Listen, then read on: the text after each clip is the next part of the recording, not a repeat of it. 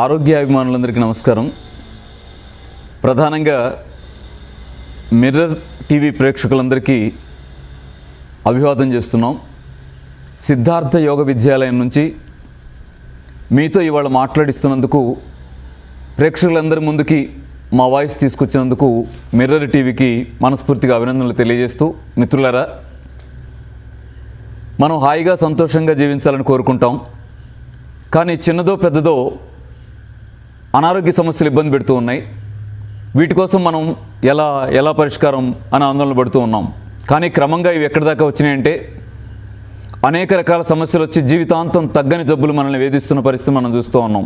ఇవాళ కుటుంబాల్లో sugar, BP, thyroid, అంతెందుకు అంతకు మించి వాళ్ళ క్యాన్సర్ కేసులు కూడా పెరుగుతున్న దశను మనం గమనిస్తూ ఉన్నాం. ఇలాంటి దశలో మరి ఇంత భయపెడుతున్నటువంటి జబ్బుల నుంచి పరిష్కారం మనకు లేదా? మనం బాధపడాల్సిందేనా? ఈ మందుల విషవలయంలో చిక్కుకొని ఇలాంటి ఇబ్బందులు పడాల్సిందేనా?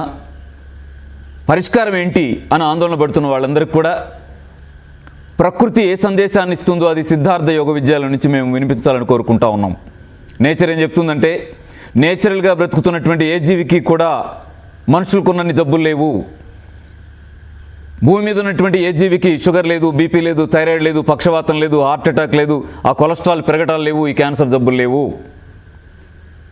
మనుషులకు మాత్రమే ఇన్నిన్ని జబ్బులు, ఇన్నిన్ని మందులు, ఇన్నిన్ని హాస్పిటల్స్, ఇన్నిన్ని ఖర్చులు. ఏమిటిదంతా అంటే కృత్రిమ జీవనంలో ఉండడం వల్ల మాత్రమే ఇన్ని ఇబ్బందులు పడుతున్నాం తప్ప, మనల్ని క్రియేట్ చేసిన ప్రకృతిని అనుసరించినట్లయితే ఒక్కొక్క వ్యక్తికి ఒక్కొక్క అమ్ముంది. కానీ అందరికి కలిపి కన్నతల్లి ఎవరు? నేచర్. ఆ నేచర్ క్రియేట్ చేసినటువంటి పద్ధతులు, దాని జీవన విధానానికి అనుగుణంగా మన వ్యవహార సరళి ఉన్నట్టయితే ఇన్ని జబ్బులు మనకు వచ్చేవి కావు. ఈ వాస్తవాన్ని మిత్రులందరి దృష్టికి, ప్రజలందరి దృష్టికి తేవాలనే లక్ష్యంతో ఏర్పడిన సంస్థే సిద్ధార్థ యోగ విద్యాలయం. మిత్రులారా, ఆరోగ్యాభిమానులందరికీ నమస్కారం. మనలో చాలామంది కడుపులో నొప్పితో, కడుపులో మంటతో, గ్యాస్ ప్రాబ్లంతో ఇలా ఇబ్బంది పడుతూ ఉంటాం. చాలామంది చాలా బాధపడుతూ ఉంటారు. అయితే దీనికి ఆటోమేటిక్గా మన వాళ్ళకి ఏం అలవాటు అయిపోయిందంటే, చాలా కాలం ఇబ్బంది ఉండటం వల్ల సీనియర్ పేషెంట్ చాలా తెలివితో ఉంటాడంటారే, అలా డాక్టర్ దగ్గరికి వెళ్లకుండా కూడా టాబ్లెట్ వేసుకోవడం కూడా తెలిసిపోయింది మనకి. జెంటాక్, ర్యాంటాక్, ఓంప్రజోలు, ఓమెజు, ఆ లిస్ట్ అంతా బట్టికి వచ్చేసి కాస్త అనీజీ అనిపోయగానే ఒక టాబ్లెట్ తీసుకొని మింగేటువంటి పరిస్థితులు మనం ఉన్నాం. అయితే ఆశ్చర్యం ఏంటంటే, ఈ టాబ్లెట్స్ వేస్తూ ఉన్నా, ఆ క్యాప్సిల్స్ మింగుతూ ఉన్నా, ఆ గ్యాస్ ట్రబుల్ పోవడంలా సంవత్సరాలు వేధిస్తూ ఉంది. ఎందుకని? దీనికి మరి పరిష్కారం లేదా? ఎంత బాధపడుతుంటారో, మరి ఎంతమంది సంవత్సరాలుగా బాధపడుతుంటారో, మరి ఇది ఎలా ఏమిటి అని గమనిస్తే దీనికి ప్రధానంగా 2 కారణాలు కనిపిస్తూ ఉన్నాయి. ఒకటి, ఆహార స్వీకరణలో ఉన్న లోపాలు ఈ గ్యాస్ ట్రబుల్ని, అల్సర్ని పెంచుతూ ఉన్నాయి. అలాగే రెండవది, మరి ఈ యుగానికి మనం ఉరుకుల పరుగుల యుగం, స్పీడ్ యుగం అని పేరు పెట్టుకుంటాం కదా, ఈ అతిగా ఒత్తిడి పడడం కూడా గ్యాస్ ట్రబుల్ని పెంచుతూ ఉందని దృష్టిలో పెట్టుకోవాల్సిన అవసరం ఉంది. అంటే మానసికంగా పడే ఒత్తిడి కూడా గ్యాస్ ట్రబుల్ని పెంచుతూ ఉంది. అంటే మానసికంగా ఒత్తిడి పడితే గ్యాస్ ట్రబుల్ పెరుగుతుందా? పెరుగుతుంది. చాలామంది మిత్రులను గమనిస్తే, ఎప్పుడైతే కాస్త ఆవేశపడతారో, బాధపడతారో, ఒత్తిడికి గురవుతారో, ఆ తర్వాత వాళ్ళు 3-4 రోజులు బాధపడటం గమనిస్తూ ఉంటాం. గ్యాస్ ఫామ్ అయ్యి కడుపులో మంట వచ్చి, నొప్పి వచ్చి బాధపడటం గమనిస్తూ ఉంటాం. అంటే మనసుకి, జీర్ణ వ్యవస్థకి మధ్య అంత దగ్గర సంబంధం ఉంటుందండి. మనసు ఒత్తిడి పడిందంటే లోపలికి జీర్ణ రసాలని ఫామ్ అయిపోతాయి.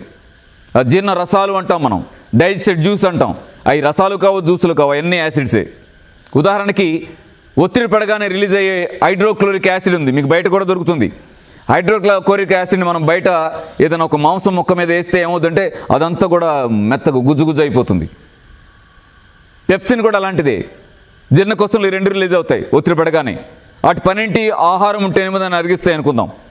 ఖాళీ పట్టుతో ఉన్నప్పుడు అవి లోపలికి వెళ్తే ఏమవుద్ది అంటే, పై ఉన్న లేయర్ కూడా పాడైపోతే అక్కడ రంధ్రాలు పట్టమో, చిన్న అల్సర్స్ ఫామ్ అవడమో, గ్యాస్ ట్రబుల్ రావడమో ఎంత సింపుల్గా చూడండి.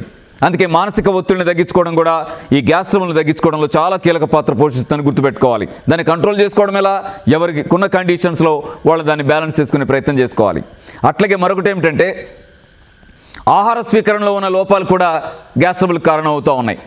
టైంకు తినకపోవడం, ఆ టైం తర్వాత తప్పి తినే టైంలో కూడా ఏమవుతుందంటే హార్డ్ ఫుడ్స్ అవ్వడం, ఇవి కూడా చాలా ఇబ్బంది పెడతా ఉన్నాయి.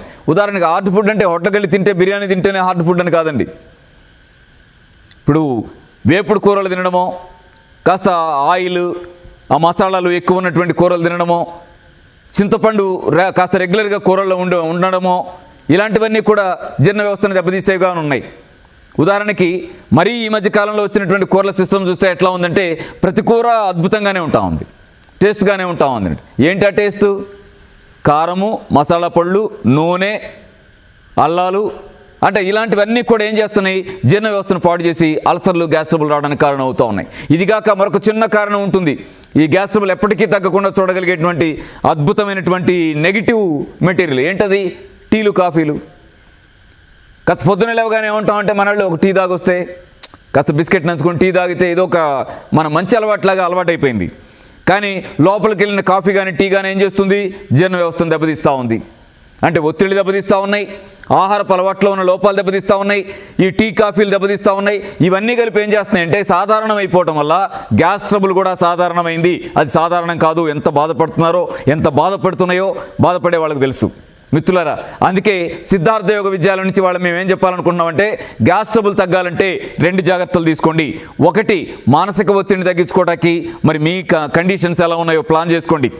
దానికి సూటిగా ఒకటి అనగలం, మిమ్మల్ని ఇబ్బంది పెడుతున్న సమస్యను పరిష్కరించగలిగితే అప్పటికప్పుడు పరిష్కరించండి. పరిష్కరించలేరు, దీర్ఘకాలం వాయిదా వేయండి. ఎప్పటికీ సాధ్యం కాదు, వదిలేయండి. అట్లా తప్ప ఒత్తిడిని తగ్గించుకోవడానికి మరో మార్గం లేదు, గమనించండి. అట్లాగే మరొకటి, ఆహారంలో హార్డ్ ఫుడ్ లేకుండా చూసుకోండి. హార్డ్ ఫుడ్ వల్ల మనకు వచ్చే ఇబ్బంది నుంచి బయటపడడానికి నేను చిన్న డైట్ ప్లాన్ చెప్తాను చూడండి. పొద్దున లెగ్గానే 2 గ్లాసుల మంచినీళ్ళు గోరువెచ్చగా తాగండి. తర్వాత మళ్ళీ 2 గ్లాసులు గోరువెచ్చ మంచినీళ్ళు తాగండి. ఆ తర్వాత రోజంతా ప్రతి గంట గ్లాస్ ప్లాన్ చేసుకోండి. అయితే గంట గ్లాసులో 1 గంట గ్లాసు మంచినీళ్ళు అయితే మరో గంటకు మజ్జిగ అవ్వాలి. అలా రోజు మొత్తం మీద సుమారు 7-8 గ్లాసుల మజ్జిగ తాగేలాగా చూడండి. అవసరమైతే బాగా ఇబ్బంది పెడుతూ ఉంటే మీరు తినే ఆహారంలో ఉదయం తినే ఫుడ్, రాత్రి తినే ఫుడ్ 2 కూడా పెరుగన్నం అయ్యేట్టుగా చూడండి. ఇబ్బంది ఏం లేదు. అంటే ఫైబర్ లేదు కదా, ఫ్రీ మోషన్ రాదేమో, 2 రోజులకు 3 రోజులకు ఇబ్బంది ఏం రాదు. హాయిగా ఉదయము పెరుగన్నమే, రాత్రి పెరుగన్నమే తీసుకోండి. మధ్యాహ్నం మాత్రమే ఆ కూరతో తీసుకోండి. అది కూడా ఏం చేయండి, ఉప్పు, కారం, నూనె బాగా తగ్గించి కాస్త చప్పగా, మీకు నచ్చిన కూరే కానీ చప్పగా చేసుకొని తినండి. అలాగే ఇంకా మీరు మరో పని చేయాల్సి ఉంటుంది. ఏమిటది అంటే, మీరు రాత్రి ఆహారం అంటే ఫ్రూట్స్ అని పెట్టుకోగలిగితే ఇంకా చాలా తేలిగ్గా మీరు గ్యాస్ ట్రబుల్ నుంచి బయటపడగలిగే అవకాశం ఉంటుంది. మందు లాంటి చిట్కా ఒకటి చెప్తాను.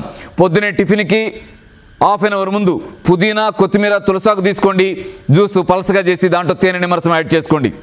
అలాగే సాయంత్రం పాలకూర, కరివేపాకు జ్యూస్ తీసుకోండి. అది కూడా పలసగా చేయండి, దానిలో తేనె నిమ్మరసం యాడ్ చేయండి. మీకు గ్యాస్ ట్రబుల్ తగ్గించడంలో ఎంత బాగా పనిచేస్తాయో. మరొక చిన్న చిట్కా మీ దృష్టికి తీసుకొస్తాను. గ్యాస్ ట్రబుల్ ఉన్నవాళ్ళు ఉదయం ఒక 10 to 15 మినిట్స్, సాయంత్రం ఒక 10 to 15 మినిట్స్ చల్లటి క్లాత్ని అబ్డామిన్ మీద పట్టీలాగా వేసుకోండి. చల్లటి నీళ్ళలో క్లాత్ తడపండి, కారిపోకుండా లైట్గా పిండండి. ఆ చల్లటి క్లాత్ని ఏం చేయండి అంటే ఆ బొడ్డు నుంచి కింద భాగంలో పట్టీలాగా పెట్టేసి 10 to 15 మినిట్స్ అలా కళ్ళు మూసుకొని హాయిగా పడుకోండి. ఈ 2 సార్లు చేసే ఆ చిన్న ప్రక్రియ ఎంత అద్భుతమైన రిలీఫ్ చేస్తుందో మీరు చాలా ఆశ్చర్యపోతారు. అలా ఆలోచించాలని మజ్జిగ తాగడం ద్వారా, ఫ్రూట్స్ తీసుకోవడం ద్వారా, ఈ తడిపట్టి వేసుకోవడం ద్వారా, నీళ్లు ఎక్కువ తీసుకోవడం ద్వారా, హార్డ్ ఫుడ్స్కి దూరంగా ఉండటం ద్వారా, మానసిక ఒత్తిడిని తగ్గించుకోవడం ద్వారా మీ గ్యాస్ ట్రబుల్ని తగ్గించుకోవడానికి మీరు డెసిషన్ తీసుకోగలిగితే, ఒక 2 నెలలు జాగ్రత్తగా ఉండగలిగితే అది తగ్గిపోయింది అనుకోండి, మళ్ళీ మీ జోలికి రాదు. అలా కాకుండా టాబ్లెట్ మింగుదాంలే అనుకున్నారో అది ఇన్ని సంవత్సరాల నుంచి వేధిస్తుంది, మరింత కాలం వేధిస్తుంది. ఇంకా దీర్ఘకాలం ఉన్న సమస్య దేనికి దారి తీయచ్చు? మనల్ని ఏదో పెద్ద మాట చెప్తారు, పేగుల్లో అదైంది, చిన్న పేగులో ఇదైంది, పెద్ద పేగులో ఇదైంది అని చెప్పంటే ఆ తర్వాత జీవితమే మిగలదు. ఆలోచించాలని ప్రకృతి సహజ జీవన విధానంలోకి రావడం ద్వారా అల్సర్ నుంచి, గ్యాస్ ట్రబుల్ నుంచి మీరంతా దూరంగా ఉండి ఆరోగ్యకరమైన ఆంధ్రప్రదేశ్ని, ఆరోగ్యకరమైన తెలంగాణని సాధించుకోవడం కోసం కుటుంబాన్ని, ఇంటిని హాస్పిటల్గా, వంటగదిని మందుల షాప్గా, మనం తినే ఆహారమే ఔషధంగా మార్చుకోవాలని మనస్ఫూర్తిగా మిమ్మల్ని కోరుకుంటా ఉన్నాం. Hi, this is Arya. Please subscribe to Mirror TV. Please subscribe to Mirrors TV. Hi, this is Sandeep Kishan. Please subscribe to Mirror TV. Hi, this is Anand Devarakonda. Please subscribe to Mirror TV. నమస్కారం అండి, నేను మీ Sivatmika Rajasekhar. Please subscribe to Mirror TV.